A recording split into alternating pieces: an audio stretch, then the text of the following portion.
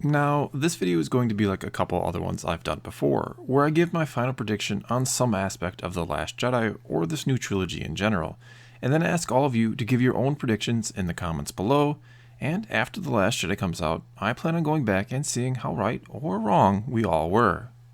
And this particular time, I'm going to give my final predictions on just who or what I think Snoke really is. And yes, I realize Rian Johnson has already stated that we don't learn much about him in The Last Jedi, so this may very well be a video that gets revisited not only after The Last Jedi, but also after Episode 9 in a couple years.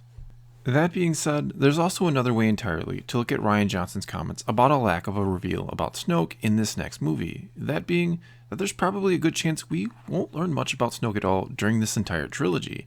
And I know a lot of you might think that's ridiculous, that of course we're going to learn a great deal about him, but I tend to believe we're only going to learn what we absolutely need to and little more. In other words, we'll end up having more or less a rough idea of who he is and what he's trying to accomplish, and that's it. Which, and I know I've brought this up before in other videos, would still be far more than we learn about the Emperor within the context of just the original trilogy. And I say that we won't learn much about Snoke, because this trilogy really isn't even about him. He is, again much like the Emperor in the original trilogy, going to be this dark and mysterious overarching threat, one that must be stopped along with his First Order. Yet, that isn't where the real drama of this trilogy is going to lie. Instead, it will mostly be with just three characters, Rey, Kylo Ren, and Luke. And I probably would have included Leia on that list if not for the unfortunate passing of Carrie Fisher. And that's not to say other characters won't factor in and be key players and have big important roles, like Finn for example, and of course Snoke to some degree. But they're not really the focus. They're not what the story will be about at its core.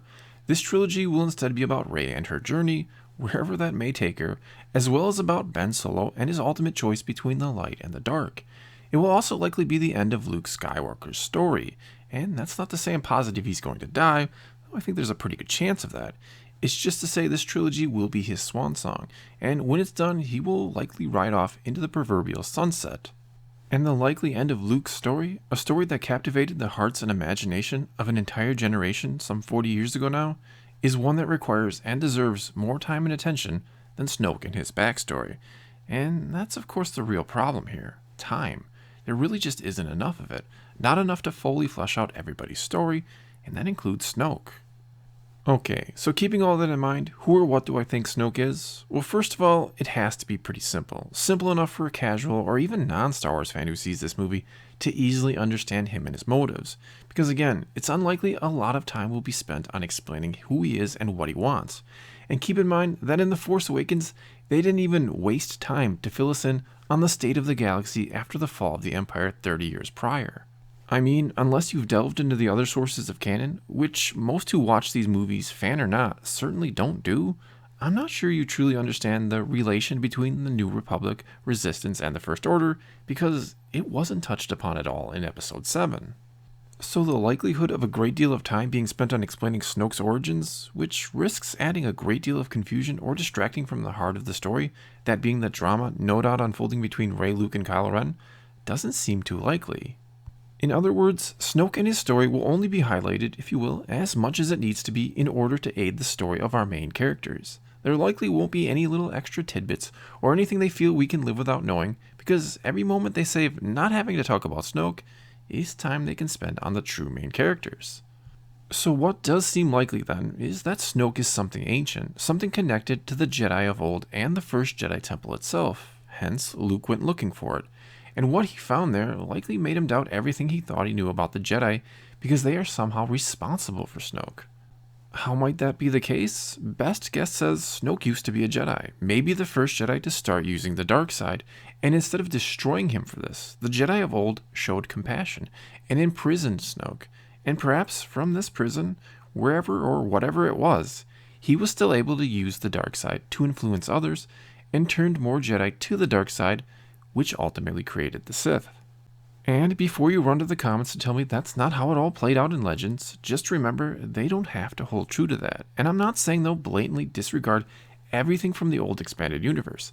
They've already proven they're taking some parts of it and including it in the new canon. I'm just saying they will do what they must to tell a great story. Also keep in mind, as blasphemous as it sounds, Rian Johnson, who wrote this movie, may have never read a single story from the old expanded universe in his life, so he may have little or no knowledge of the once established history, which means he may have, and likely did, write a whole new history for the Jedi that is radically different than what we already know, which is both an exciting and scary prospect. Okay, so if Snoke was a Jedi that was long ago imprisoned by his own kind for using the dark side, it would certainly explain his hate and animosity for the Jedi shown in The Force Awakens, other than just the fact that Darksiders are going to be prone to hate Lightsiders, of course. It also shows why he's afraid of their return, because they stopped him once before. It also gives him a simple and easy to understand motive. He wants to end the Jedi. But how might that tie into why Luke seems so angry at the Jedi now? Angry enough that he too wants to see them end, which already sounds like a pretty interesting parallel. Well, it seems pretty clear that Ben Solo was corrupted by Snoke and turned to the dark side by him, which means if the Jedi of old had not shown compassion and spared Snoke, and instead destroyed him, Ben could have never been turned by Snoke in the first place. Not to mention, if Snoke had been destroyed so long ago, maybe the Sith never rise in the first place, which means, albeit inadvertently, the Jedi created the Sith, so perhaps Luke feels if the Jedi cease to exist, the Sith should never rise again.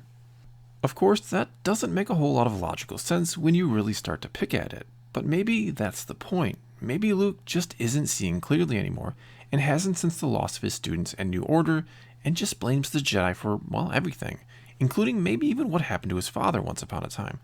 It's also likely going to be up to Rey, as I've speculated before, to help Luke see the flaws of his way of thinking and to begin to restore his faith in the Jedi. But something tells me that's only going to happen. Luke is only going to return to the Jedi ways once something goes wrong with Rey.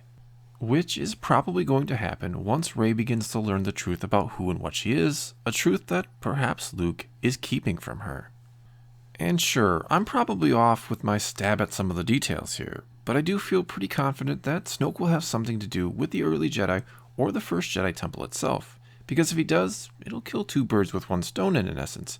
If explaining why Luke went there and what he found also has something to do with Snoke's origin, and perhaps a failing of the early Jedi that Luke is upset about, and maybe even why the Force has awakened Rey, well, then you can pretty much answer every important question at the heart of the story all at once, and then focus on progressing the story instead of constantly having to explain everything. Especially if everything you're constantly explaining just doesn't tie together in any way, shape, or form. Because as I've said before in other videos, the more things do tie together, the more one answer begins to lead to another, the better and more cohesive of a story you're going to have. And hence, the better it'll flow, the easier it'll be to follow and understand, and the more people are likely going to enjoy it. I mean, just imagine the reaction Disney and Lucasfilm would have had if Rian Johnson had handed them the script for Episode 8, and it was chocked full of all these different story elements and reveals that didn't connect to each other at all. They likely would have told him it was a mess, thrown it away, and told him to start over. And don't get me wrong here, something like Snoke being Plagueis, for example, could have been worked into the story beautifully, and I would have loved it, but I think it's clear this new trilogy, other than a few exceptions, is going to focus on completely new characters and story ideas. Sure, it'll of course tie back, in some respects, to the previous two trilogies in the saga, but it really is going to be mostly its own thing. And yes, J.J. Abrams, the man now in charge of what Episode 9 will end up being, has promised connections back to the prequels with that final episode, which excites the hell out of me as someone who knows Star Wars maybe a bit too well, but I'm not sure I'd expect, though I'd love to see, some aspect of the prequels included or some truth revealed about them in Episode 9 that completely blows me away. But I'll still be happy even with just some small tieback. Then again, maybe I'm wrong here, and maybe the complexity level of Star Wars is about to go way up. So now's your turn to leave your thoughts on Snoke and your theories in the comments below for us to revisit in just over a month now when Episode 8 is finally released, and maybe even again 2 years from now after Episode 9. Either way, leave your thoughts on Snoke below, and let's talk some Star Wars. And until next time, thanks for watching.